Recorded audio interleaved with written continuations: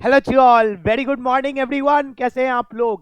मैं उम्मीद कर रहा हूँ बढ़िया हो, खुश हो, मजे में हो और अपनी तैयारी को बेहतरीन तरीके से आगे लेके चल रहे हो। मेरे दोस्त, सीआईएल की वैकेंसी का हम सबको इंतजार है क्योंकि very large number of vacancies are expected specially in civil compare to all other PSUs. और हम सबको पता है इस साल सीआईएल अपना एग्जाम कंडक्ट कराने वाला है। तो मेरे दोस्त, वैकेंसी का तो उम्मीद ज्यादा है, लेकिन उससे पहले ही सीआईएल ने एक खुशखबरी दे दी है कि भैया सैलरी का जो पार्ट रहने वाला है वो आपका बढ़ने वाला है। जो एंट्री लेवल सैलरी होगी वो अच्छी होने वाली है।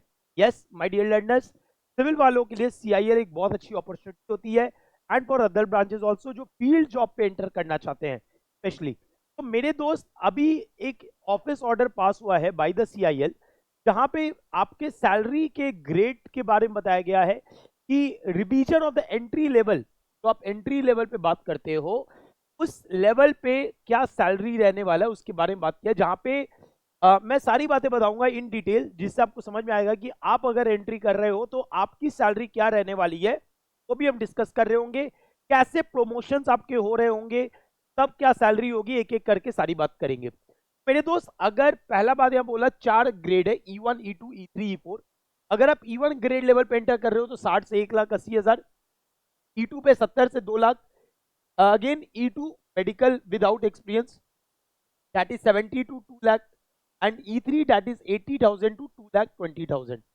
पहले क्या होता था कि बेसिकली 4 ग्रेड होते थे, E1 E2 E3 E4।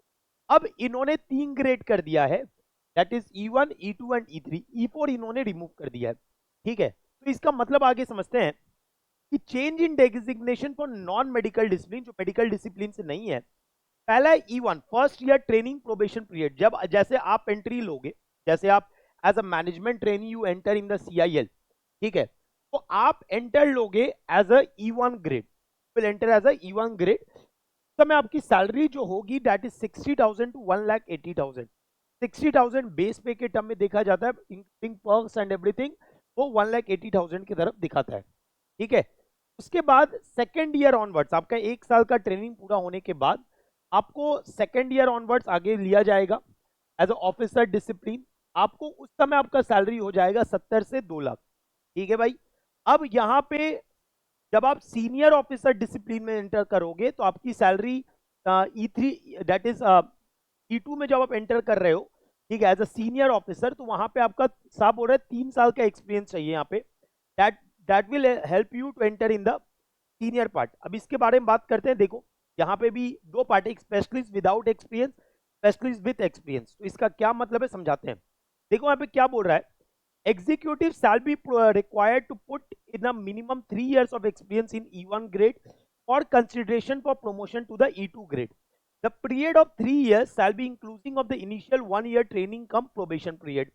Simple सा बात बोल रहा है भाई, आपको 3 साल का काम करना पड़ेगा कि आप अगले बार प्रोमोट हो पाए, अगले लेवल पे आप प्रोमोट हो पाए, E1 से आप E2 ग्रेड पे प्रोमोट हो पाए। Executive shall similarly put a minimum of 3 years of service in E2 grade for promotion or consideration of promotion to E3 grade. E2 से E3 जाना है आपको, have to go from E2 to E3, तो E2 में आपको 3 साल का service देना है और आप E3 ग्रेड में एंटर कर जाएंगे। मतलब सिंपल सा है कि आप 6 साल के सर्विस में, if you give 6 years of your service in your respective department, आप सीआईएल में अगर 6 साल का सर्विस दे रहे हो तो आप ये सैलरी ऑब्टेन कर सकते हो, दैट इज 80,000 to 2,20,000। और ये काफी अच्छा ग्रोथ है अगर हम बात कर रहे हैं तो यही बात यहाँ पे लिखा हुआ है। The above promotion shall be vacancy based, obvious बात है, सीट खाली होगी तभी तो आपको आगे बढ़ाया जाएगा, and subject to other common eligibility criteria promotion including vigilance, departmental clearance etcetera, and performance rating as applicable. ये बात यहाँ पे क्लियरली बोला हुआ है। ठीक है भैया, मेरे लिए, अगर मेरे स्टूडेंट्स के लिए क्या काम की बात है भैया, एंट्री लेवल पे सैलरी अच्छी मिलने वाली है।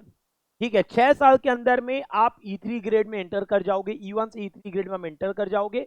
अगर आपने सही से मेहनत किया है, आपने इंस्टीट्यूट के मतलब जो आपके कंपनी का रिक्वायरमेंट है उसके अनुसार आप सेटिस्फाई कर रहे हो, तो definitely you can enter in the top level in the CIL. अब क्या बोल रहे, कॉन्स्टिट्यूशनल आपका changes in the cadre scheme. अब ये और नॉन मेडिकल जिसमें जो एग्जिस्टिंग, क्योंकि मैंने पहले बोला ना कि 4 कैटेगरी होता था, E1 E2 E3 E4। E2 वाले को E1 में शिफ्ट कर दिया, E3 वाले को E2 में शिफ्ट कर दिया, E4 वाले को E3 में शिफ्ट कर दिया, यही बात यहाँ पे लिखा हुआ है। ठीक है, तो ये जो ग्रांट आपको मिलने वाला है, कब से मिलने वाला है, ठीक है, ये ग्रांट आपको मिलने वाला है from the first day of the year, that is first increment shall be effective from the first day of the month following the successful completion of 1 year training। आपका 1 साल कंप्लीट होने के बाद आपको ये इंक्रीमेंट मिलना स्टार्ट हो जाएगा। और साहब बोला है कि अप्रैल में, 1 अप्रैल इन ईच ईयर आपको ये इंक्रीमेंट देखने मिल सकता है।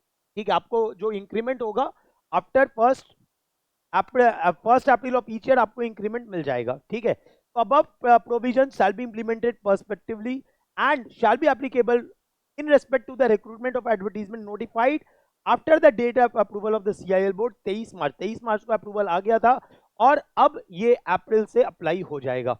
Right, so this is a good news for all the learners जो PSUs को टारगेट कर रहे हैं। अभी आप तैयारी करो, क्योंकि यार देखो CIL बहुत अच्छी वैकेंसी निकालेगी, फॉर श्योर निकालेगी। ठीक है, तो what we are also going to do, हम इस CIL के लिए स्पेसिफिक सेशंस प्लान कर रहे होंगे जहां पे आपके प्रैक्टिस करवा रहे होंगे, बढ़िया तरीके से क्वेश्चंस बनवा रहे होंगे CIL के बेसिस पे, क्योंकि ऑब्वियस सी बात है CIL वही बच्चे देने का भी टारगेट कर रहे होंगे जिन्होंने सिलेबस कंप्लीट कर लिया है। तो उनके लिए हम लोग प्रैक्टिस सेशंस भी लाने वाले हैं, टेस्ट सीरीज भी लाने वाले हैं।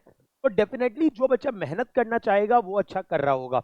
राइट, तो once the vacancy is out, hopefully जल्दी वैकेंसी आउट होने वाली, क्योंकि जब ये डिसीजन आ चुका है, क्योंकि ऑब्वियस सी बात है अभी उनको रिक्रूटमेंट करना है, क्योंकि सीट्स बहुत से खाली है अभी उनके पास, तो जल्दी वैकेंसी आने वाली है और हम उम्मीद कर रहे हैं कि एग्जाम भी बहुत टाइम नहीं लगेगा।